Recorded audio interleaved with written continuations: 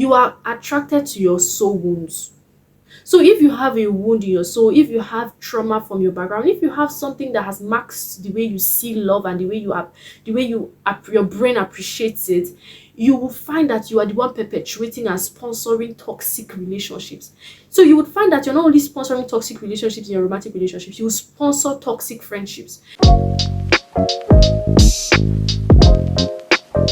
Hi guys, welcome back to the channel. Today we are talking about toxic relationships. I'm one of the people who believes that relationships should add color to your life. More so when they are romantic, they should make your life more beautiful, make you laugh a lot more, bring more joy, bring more happiness. Not because that's the sole purpose of romantic relationships, but I feel like the color they add to your life is a major highlight. Relationships should help you grow, they should help you flourish. But when we find that not all relationships actually do this. Some just don't stay away from doing what they should do. They actually do the direct opposite. They bring darkness, they bring gloom, they bring toxicity. It is such a big deal, and we should look out for these things and we should actually walk away from them, because toxic relationships are not just toxic in the sense that they are temporary or what they are doing are for the time being that relationship lasts. Their impact is far reaching. What they do to the soul cannot be underestimated, and that's why we must pay attention to our relationships and be able to identify and walk away from toxic relationships. And this is why I feel like this video is very important. A lot of people are in toxic relationships, but they do not seem to be able to know or identify that they're in toxic relationships. And why? They have a background of dysfunction, so they've grown up in families where things are usually not known to go well. So their normal is dysfunctional. And because their normal is dysfunctional, sometimes they can find less dysfunction and they feel like that is great because it does not compare with what they used to know as normal, which they felt was already traumatic. And that just helps them not to be able to identify this is toxic, this is not. Their acquaintance with toxic relationships, toxic backgrounds just makes it impossible for them to be able to identify that, hey, this is toxic, hey, this is bad, I shouldn't be here, and to walk away from it. You find them attracted, I beg your pardon, to their abusers, to people who break them, to people who use them, to people who abuse them, largely because their soul has been reconfigured to think that dysfunction is normal. On that note, let's get right into it. What are the signs that you're in a toxic relationship? Very first one is that you were better off before the relationship. This is a easy tell sign. Like, before you got into this relationship, you had more peace in your life, you were more joyful, things were going better, you were more in tune in your work life, your social life, your relationships. All of a sudden you found woman or you found man and you have not had peace since then. That is a sign that you might be in a toxic relationship. You might be in a relationship that you're not supposed to be in, because it is bringing you towards the south than it is helping you towards the north. So a relationship where you can say categorically, I was better before I came here than I am now, is a toxic relationship. A relationship that gets you on a negative decline compared to when you were independent of a relationship is a tail sign, and you have to investigate more. Why is my life like this? Why do I feel like I was better off before the relationship than I am in the relationship? That is the very first sign that you might be in a toxic relationship. The second sign is that you have toxicity running into other areas of your life. Like, all of a sudden, you're beginning to, because your life was better off when you were single, you're beginning to experience decline and negative, movement in your work relationships, in your social life, in your other relationships in your life. Things are just going downhill, things are just going south. It is very important for us to be able to know that. See, when you start to find, when you're experiencing a decline in one area of your life, it actually seeps into other areas of your life. If you're experiencing a decline in your work life, maybe you're overstressed, you're overworked, you're beat up, it will affect your social life, it will affect your mental health, it will affect your emotional life, it will affect your relationship with people close to you. And that's the same way if your romantic life is going downhill. If you're in a toxic relationship, it's going to affect all the other areas. You're going to show up to work grumpy, it's going to affect your relationship with other people, it's going to affect other areas of your life. So when you start to see that, oh, you're not just feeling like you were better off without the relationship, you're finding that it's affecting other areas of your life. You're having to lie to your friends to cover up so many things. You're not doing your best at work. Coming to work, you're not giving your best shot. you want to actually go and sit back and ask questions, because you might be in a toxic relationship. The third one is when you start to lose your personality. You're changing in your behavior, in your lifestyle, your traits. You were a really calm person, you were happy to be introverted. All of a sudden you have this pressure to, be extroverted, to be everywhere, to be having all the conversations. Or you used to be a really bubbly person, full of life, very joyful. All of a sudden you're very gloomy, you're very dark. People don't want to come around you because it's no longer joyful, it's very, very weak, the environment is soggy. Time, like, you just fight to find that you're changing in who you are, and you're not changing in direction of becoming better or becoming a better version of yourself, but you're changing in the direction of becoming a worse version, an opposite direction of who you're not. It's a tell sign, it's a telltale that, oh no, this is a problem, or it is very possible that I'm changing because of kind of relationship that I'm in. And a lot of times it's a function of abuse. You find people becoming less confident, you find them becoming timid, you find them becoming people who have low self-esteem. These are people who are very confident, people who had, gusto, who could go for life, who could dare, seemingly hard things. All of a sudden they're in a relationship and they are feeling like, yeah, they have low self-esteem. I remember somebody who I know, who got into a relationship. This was somebody who was very confident, very, assertive, had a lot of grit, could do anything. And all of a sudden this person is saying, they can't, they're having low self-esteem. They have this diminished sense of self-worth and self-value. And it was because the person that she was with was actually abusing her emotionally and mentally, and speaking down at her, saying words about how she wasn't good enough, she couldn't do any great thing, and blah blah blah, and all of those kind of very negative, dark things that really made her to start to doubt who she was, and it really just dipped who she was, her personality, her behavior, her zest for life. And that can be a sign that you're in a toxic relationship, when you start to lose yourself. The things that made you happy no longer make you happy. Your behavior, your personality, everything just starts to go on a decline. You might just be in an abusive relationship. Number 4, you're sacrificing your ambitions and your dreams because you want to be in a relationship, or because of the particular person you're in a relationship with. Person is saying, oh, if you're going to be with me, you can't do this, you can't do that. And you know that these are your passions, these are the things that you really make you happy, that give you joy, that make you, bounce in the morning, that give you gusto for life. And you're with somebody who is telling you that you cannot do it. Ah?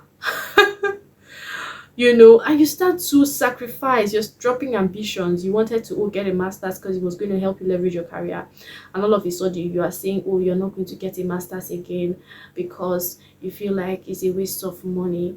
Not because you feel like it's a waste of money, not because you do not have the money, not because you don't have the capacity to get it, but because you're in a relationship where your partner is telling you that he does not want you to get a master's, and to cover that up to your friends, you have to lie or look for things to say.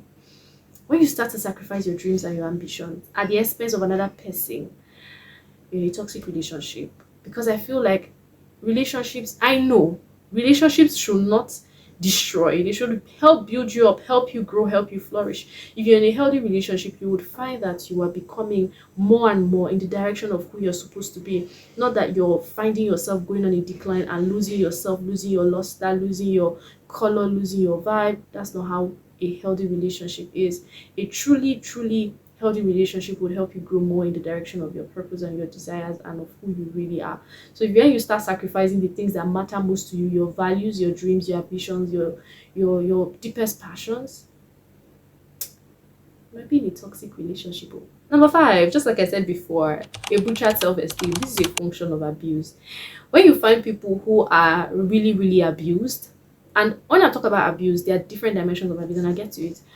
But one of the byproducts of abuse is a scattered sense of self-worth. Like, you do not have a sense of self-value. You are diminished in the way you see yourself. And why this is very common with abuse and in romantic relationships is because when you are in a romantic relationship, when you're in a relationship that has to do with love, you give a certain level of access to that person, access to your soul that you ordinarily wouldn't give others. So there are things that person will say to you that if a stranger on the internet said to you, you will not think about it twice.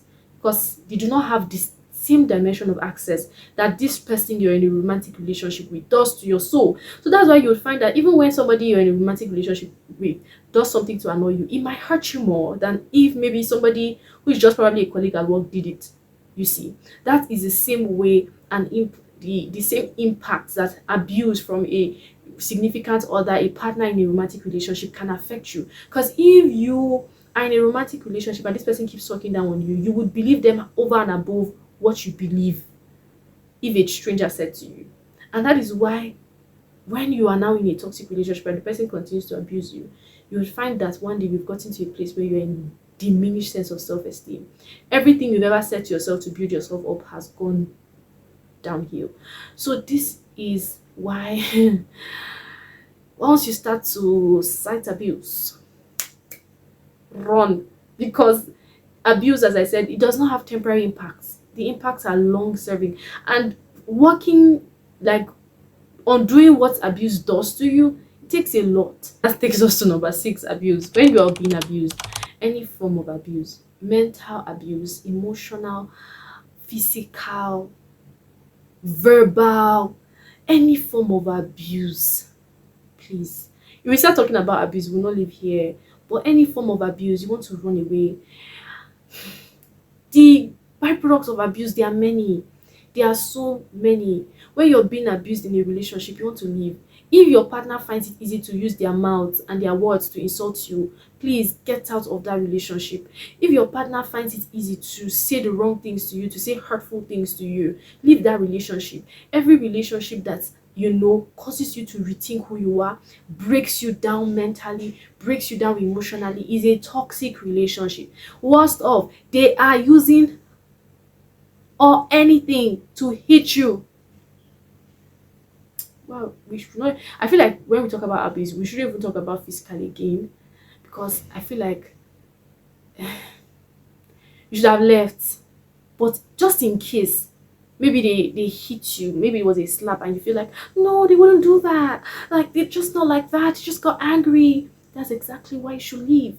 If they can get angry and use their hands, it's a very valid reason to leave. It's a toxic relationship because it will destroy you. It will destroy your soul and then destroy every part of you. Because when your soul is wounded, it is almost impossible for you to build anything that's of value. So any form of abuse is a telltale sign that you're in a toxic relationship. Get out. Number 7, manipulation. Funny enough, manipulation is way more common than we think it is, and that's because manipulation comes in forms that we do not even acknowledge that it comes in forms of. Any form of control, when somebody wants to control you by mental distortion, by making you to doubt who you are, by saying certain kind of things to you, because they know that if they say these kind of things to you, you react this kind of way. They are trying to control your actions, influence your responses. There are so many kinds of manipulations: gaslighting, passive aggressive aggression, when they're just maybe silent treatment, they're not talking, they just want to make you frustrated. There's so many ways to manipulate people. And when somebody funny enough, I learned this from my coach last year. Who manipulates and they don't even know that they are manipulative, because they've learned it, they've grown with it. Maybe the significant adults in their lives actually schooled them in the techniques of manipulation without formally doing so, and they have become master manipulators themselves. They don't even know that they are manipulating, but they are manipulating. Manipulation is a no-no. Do you know why? A lot of times when people are manipulators, it becomes a lifestyle, it becomes a tool of survival, and they will continue to manipulate. And if you call it out and the person does not see a problem with it and still continues to try to manipulate after you're calling out their manipulation, bye, leave. Manipulation will always lead to a breakdown. It will always try to mold you into who you are not, and you don't want that. You don't want to become who you are not simply because you're in a relationship where you are constantly being manipulated to do what you do not want. Next, which is number 9, is no boundaries or repeated violated boundaries. So when you have boundaries in a relationship and you say to your partner, oh, I don't like this, I will not appreciate you doing this to me, and they go ahead and do it, or they continue to do things that you have asked them not to do, or you've told them you do not appreciate, and they continue to break those boundaries, That is toxic. It's toxic.